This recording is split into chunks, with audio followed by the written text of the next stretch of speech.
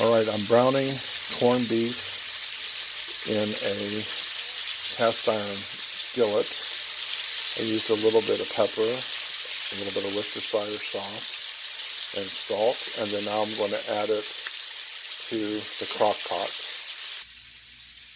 In the crock-pot I have potatoes, red potatoes, onions, carrots, garlic, and a can of beer. And I'm going to add the corned beef to this.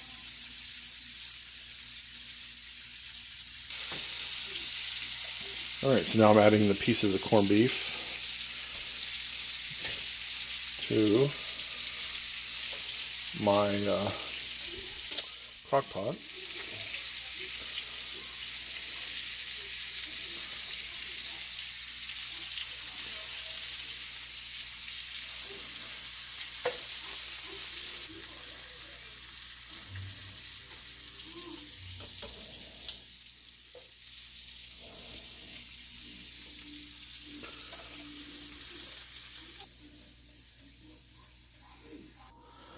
Alright, so I basically got the pan deglazed, and now I'm going to add it to the corned beef.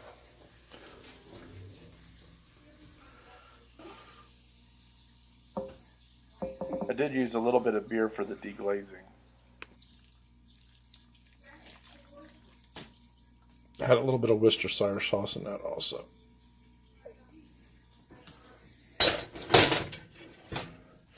Alright, now I'm just going to let it sit for, or cook for several hours and see what it tastes like. I better add the seasoning packet too.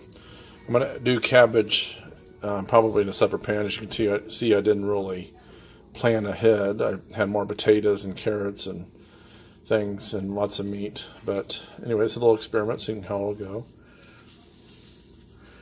And in a few hours I'll cook up some cabbage, and I'll probably just use the juices from this crock pot. Alright, looks like the corned beef is coming along really nicely, and I started working on the cabbage. I'm going to put the cabbage in now, and we'll be eating in about an hour or less. So taking the beef out temporarily and adding the cabbage. Alright, we're starting to get there a little bit. I'm going to slice up the corned beef, and I'm going to put it back in to our corned beef stew, if you want to call it that. I had a taste of it. It's actually really good. Tender, a little bit smokier flavor. So I do recommend it this way, and it's going to be great. Alright, so here's my crock-pot corned beef and cabbage for St. Patty's Day, and it's tasting real good. I'm just going to let it heat up a little bit and enjoy it with my family. Take care. Bye.